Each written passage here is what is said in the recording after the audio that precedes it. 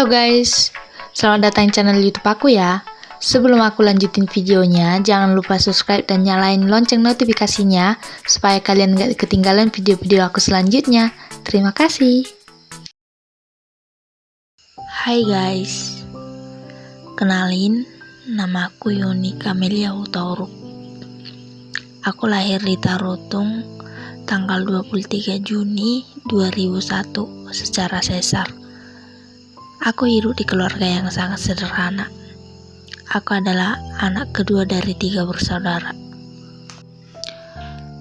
Aku adalah anak broken home. Ibu dan ayahku sudah lama berpisah. Ayahku seseorang yang tidak bertanggung jawab kepada anak-anaknya. Mulai dari saya kecil, ayah saya selalu membuat mama saya susah. Ayah saya selalu bermain perempuan dan sempat mama saya stres karena kelakuan ayah saya. Ayah saya itu tidak pernah menafkahi kami sampai sekarang. Banyak wanita atau anak perempuan cinta pertamanya adalah ayahnya. Tetapi beda dengan saya. Ayah saya adalah orang yang mematahkan hati saya terlebih dahulu. Ayah saya tidak pernah tahu bagaimana sulitnya jadi mama saya. Mama saya banting tulang demi kami bertiga, menyekolahkan aku, abang dan adik aku.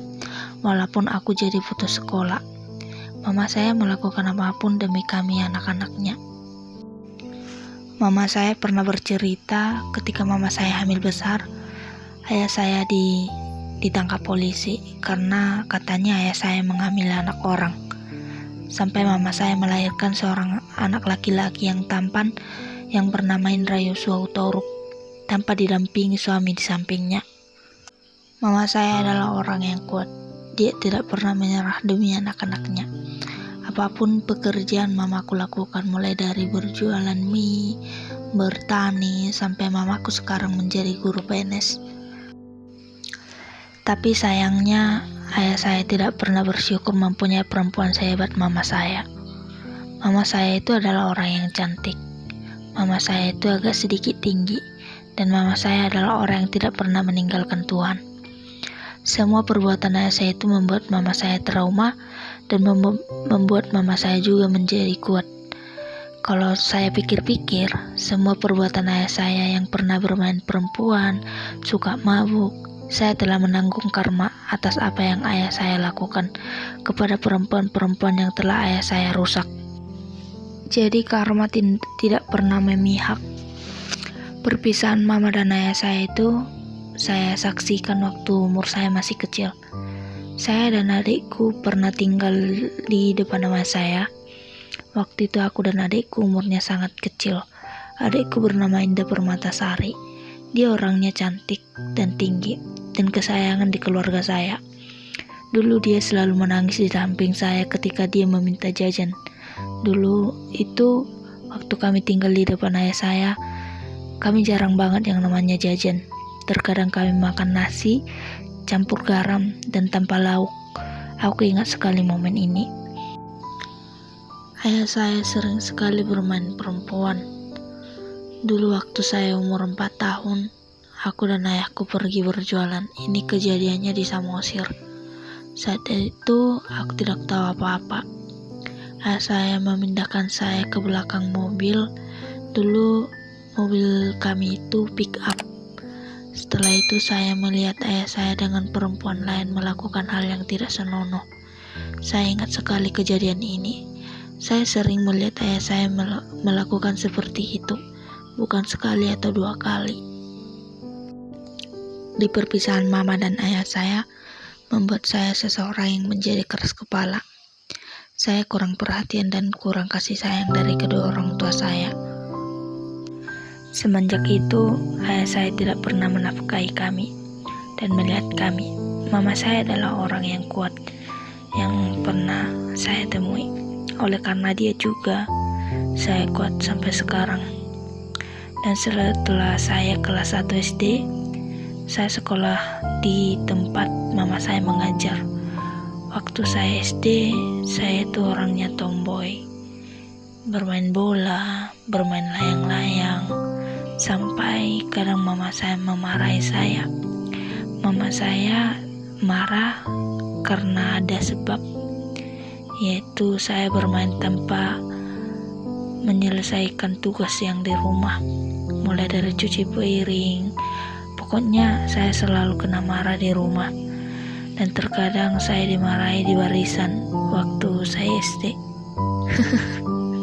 Lucu ya. Waktu saya SD kelas 5, saya jarang sekali ditemani teman perempuan di kelas itu. Jadi perempuan-perempuan yang di kelas 5 ini cantik-cantik semua. Jadi saya berteman ya sama laki-laki semua. Kadang ya kalau pulang ya saya sendiri. Terkadang hanya beberapa teman saya. Singkat ceritanya, saya sudah tamat dari SD dan saya didaftarkan di SMP Negeri 1 Tarutung saat itu. Semakin saya dewasa, semakin saya sering dimarahi di rumah. Saya itu lebih sering bermain di luar, atau saya bermain di warnet, karena saya kurang dekat kepada abang saya dan adik saya. Saya adalah perempuan terbesar. Jika saya pikir-pikir, anak kedua itu sangat tidak mengenakan bagi saya. Bau saya harus sekuat baja, hati saya harus sekuat berlian, dan wajah saya harus tersenyum walaupun hati saya menangis. Terkadang saya harus mengalah kepada abang saya karena dia adalah orang paling besar, dan saya harus menghormati dia. Dan saya juga harus mengalah kepada adik saya karena dia adalah orang paling kecil di antara saudara saya. Tapi sering sekali mereka tidak pernah mengalah kepada saya. Mungkin bagi mereka itu sepele, tapi bukan dengan saya. Dulu aku dan adikku sering banget yang namanya berantem. Dan biasanya anak paling kecil selalu dibela. Dan setelah dia dibela, abang saya memarahi aku. Dulu itu saya sering sekali diejek oleh saudara saya karena dulu saya tidak terlalu cantik, dan saya selalu dibilang hati saya selalu kepada ayah saya. Tapi mereka tidak tahu hati saya telah dipatahkan oleh ayah saya sendiri. Saya tidak pernah bercerita kepada siapapun, baik itu mama aku atau adik saya, karena saya tahu mereka berdua adalah anak kesayangan dari mama aku, berbeda dengan aku. Aku selalu serba salah. Waktu aku SMP, aku selalu kena marah.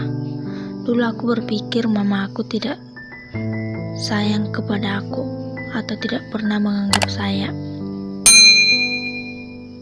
Tapi setelah saya dewasa, setelah saya menjalani pengalaman hidup yang sedikit panjang, aku mengerti bahwa ibu aku sangat sayang dan peduli pada aku. Mungkin dulu ataupun sekarang mama saya marah itu karena faktor keadaan yang berbicara, keadaan yang membuat saya seperti ini. Dan aku terima dengan itu. Aku bisa berdamai kepada diri aku sendiri tanpa menyalahkan siapapun, mau itu mantan pacar saya, mau itu mama aku ataupun ayah aku. Karena broken home ini saya memilih jalan yang salah, walaupun dalam hati saya itu dulu itu memang salah, tapi jika dipikir-pikir, dulu tidak ada yang peduli dengan aku. Itu dulu, tapi setelah saya berjalan sejauh ini, saya hanya melihat marah mamanya aku, tapi tidak melihat dengan perbuatan atau perjuangannya. Itulah kebodohan saya dulu. Saya berpikir mantan saya adalah orang yang baik, tapi semuanya salah. Satu hal yang mau aku bilang, jangan pernah ikuti kata pikiran. Kalian harus ikuti kata hati. Misalnya kalian pikirannya kayak aku nih. Mungkin kalau aku pergi sama pacar aku, mungkin hidup aku bakalan bahagia. Tuh juga di rumah gak ada yang sayang. Tuh juga di rumah gak ada yang peduli gitu.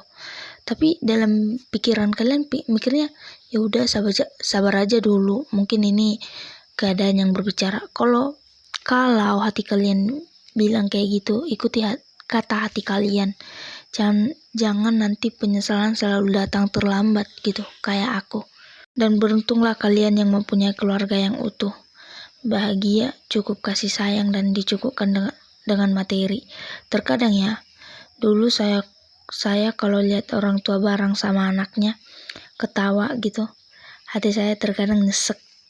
Dan ini alasan saya mengambil jalan pisah di umur anak saya sangat kecil, supaya tidak meniru kelakuan ayahnya, karena saya telah mengalami hal tersebut gitu. Jalan cerita saya ini panjang banget. Pacar saya jahat, mertua saya juga jahat, keluarga saya broken home, komplit deh. Kekuatan aku tuh cuman anak aku sih. Terkadang seseorang itu datang ke hidup kita bukan untuk menjadi teman hidup, tetapi bisa juga menjadi pengalaman hidup.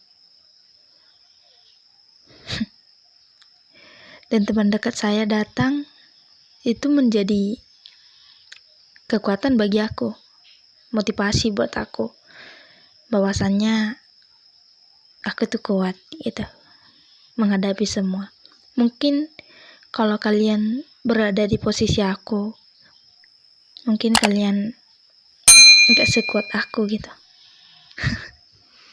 Oke, itu dia guys, video aku untuk malam ini. Kalau kalian suka untuk video aku, jangan lupa like, comment, dan subscribe ya. Nanti ditunggu part 2-nya.